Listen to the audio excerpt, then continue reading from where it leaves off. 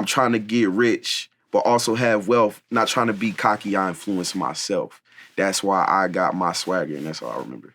That's hard.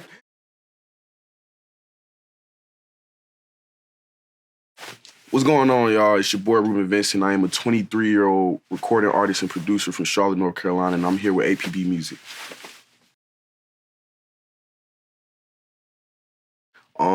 Some of the aspects I would say that influenced my artistry would be, honestly, everywhere from I feel like people are just now seeing the culture of what Charlotte was, but I feel like this is something that's been brewing since I was a kid. You know what I mean? And it's ironic because I feel like the generation before me and even a little bit the generation beforehand, but the generation before me and the generation I'm in has been the pillars of what art is in Charlotte, North Carolina.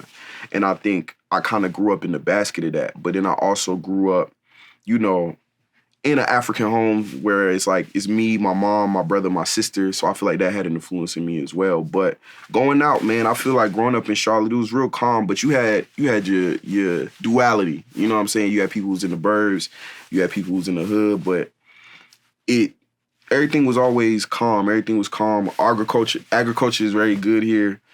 I think even like outside of just music, but I think the fashion and like sneaker culture was really big when I was growing up too. You know what I'm saying? Like the SOEs and stuff like that. And we used to like thrift heavy. So I feel like culture always been here.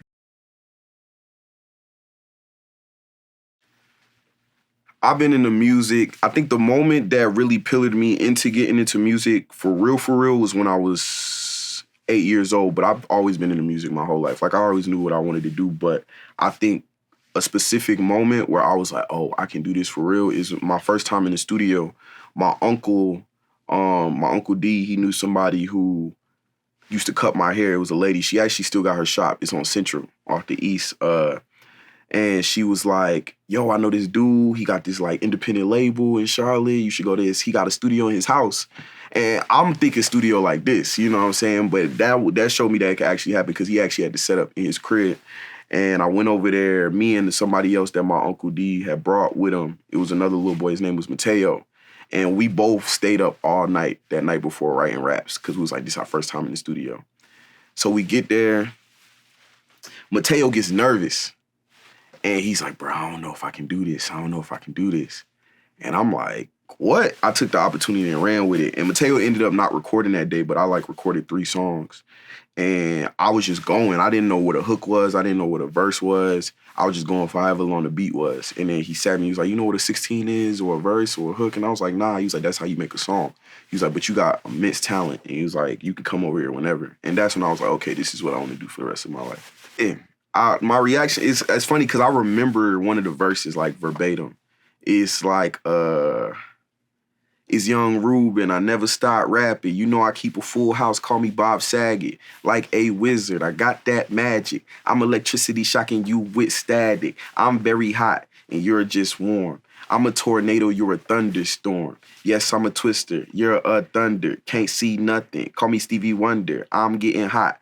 Let's get it started. 3 little birds. I'm like Bob Marley. I'm trying to get rich, but also have wealth. Not trying to be cocky, I influence myself. That's why I got my swagger, and that's all I remember. That's hard. I was like 8, bro. But I was a big Wayne fan, so that's why I was like doing like all them similes and stuff like that, you know, so. The first time I put something out was, actually, I didn't put those out, but I put out a song called I'm Here. It's still on YouTube. I'm not going to tell people where they find it, but it's on YouTube. That was the first song I put out on YouTube. That was between my mom's homegirl had a boyfriend who had a studio, and he had put this song together, this beat together. And I'm gonna be real, I ain't like the beat because it sounded like some Soulja Boy, Crank That type of. And I was trying to be like Jay-Z, you know what I'm saying? So it just was, it came out, and I'll be embarrassed, but I look back and I was like, you know, I'm happy about it, but I'm not telling people where to find it. Man, it's everything. I feel like my style coexists with my music, you know. Growing up, my favorite rappers was Fly.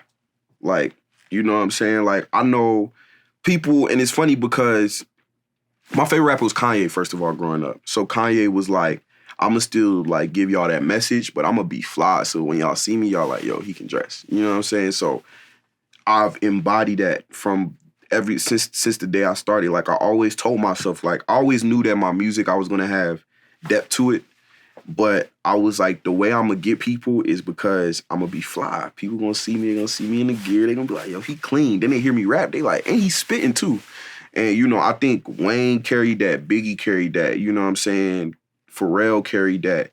You know, it's a lot of artists who I feel like carry that, and I wanted to live in that same vein. And I feel like my style is streetwear, is vintage. You know what I'm saying? A lot of people say I make music that is like reminds them of the golden era, you know what I'm saying? But it's still new. Like, you know, I have a blend, you know, where it's like it has that feel, but then it's 2023. So I feel like my style embodies that, where I might have like a thrifted t-shirt on, but then I might have some I'm in years on, you know what I'm saying? Or I might have some Bape on or whatever, you know what I mean? So I think all of that embodies who I am as a person. I love the story. Like I was hyped. I think me getting called for I'm in Year was like a full circle moment because I was at a place last year where I was just getting started in my career. You know what I mean? And I was like, people was knowing they're like, all right, Reuben, he just got signed, the new kid on the block, but whoop-de-whoop. And the fact that it was the Airship, which was the Jordan 1 before the Jordan 1, and that was early in Michael's career. So for me to even coexist with that, that just was like, it was alignment, you know what I mean? And then the whole theme behind it was what is done in the dark. And I feel like I went through that for so long, just being home, being at my crib or being at nights and like just working. My friends be out partying, I'm at the studio, you know what I'm saying? So I think all of that played a part into me even landing that. And that was a full circle moment because I'm a sneakerhead. I used to sell sneakers in high school. And then like when I was in middle school, you know them kids who used to be on Nike ID, customizing shoes, on Flight Club in class, I was that kid. So to get to be in not just one, but two, like I couldn't ask for nothing else. I've been listening to V's. I've been listening to V's a lot. I've been listening to Jordan Ward a lot. I've been listening to a lot of Lucky lately. Lucky, I feel like wintertime, Lucky be hitting on a different, and Earl Sweatshirt. Earl Sweatshirt hits during the winter crazy too. And then my project, I just been working on that and stuff like that. So those are the things I feel like I've been listening to. And a lot of old jazz, like jazz funk fusion from like the 70s. I got like a playlist called Nights in Utah, because Utah jazz. And so I just like mad jazz fusion on there.